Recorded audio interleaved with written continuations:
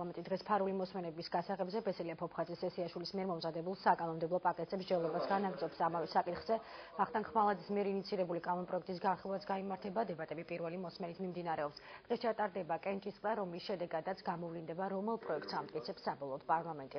ბესელია ფოფხაძის სესიაშვილის პროექტი ფარულ მოსმენებზე წვდომის ორ გასაღებიანი სისტემის ამოქმედებას ითვალისწინებს, რომელთაგან ერთი გასაღები შინაგან საქმეთა სამინისტროს, მეორე კი პერსონალურ მონაცემთა დაცვის ინსპექტორს ექნება. რაც შეეხება ხმალაძის საკანონმდებლო ინიციატივას, ის ეგრეთ წოდებული ერთგასაღებიანი სისტემის ამოქმედების წინადადებით გამოდის, რომელიც კომუნიკაციების ეროვნულ კომისიას გადაეცემა. ვახტანგ ხმალაძის თქმით, არსებობს თეორიული შესაძლებლობა, რომ პარლამენტმა ორივე პროექტი დაამტკიცოს.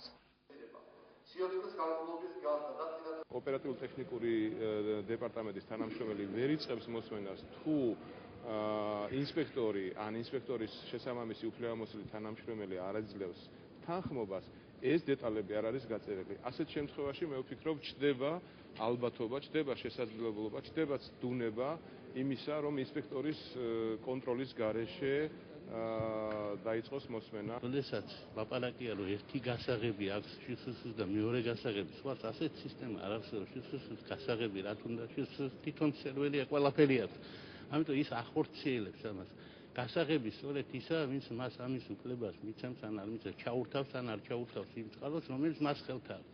ამიტომ განსხვავება ორ კანონ პროექტ შორის, როგორც სამართლიანად აღნიშნა ბატონმა ხმალაძემ, არის იმაში, კერძოდ ვინ ახორციელებს მართლად რეალური გასაღების ფუნქციას. სავსებით შესაძლებელია მოხდეს ისეთი რამ, რომ ერთი და იმავე საკითხზე სხდომაზე განხილულმა ორმა კანონ პროექტმა მიიღოს ორივემ დამსწრეთა ნახევარზე მეტი სხმები.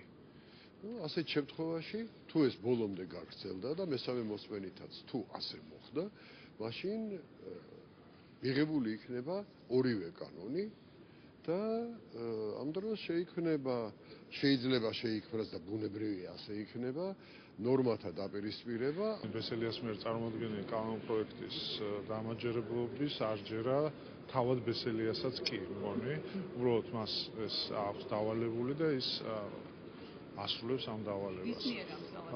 შინაგან საქმეთა სამინისტროს მიერ და დღეს მნიშვნელოვანია, რომ შევზღუდოთ ძალოვნების და კერძოდ შინაგან საქმეთა სამინისტროს გადაჭარბებული ძალაუფლება და ამიტომ ხარი უნდა დაუჭიროთ ჩვენ.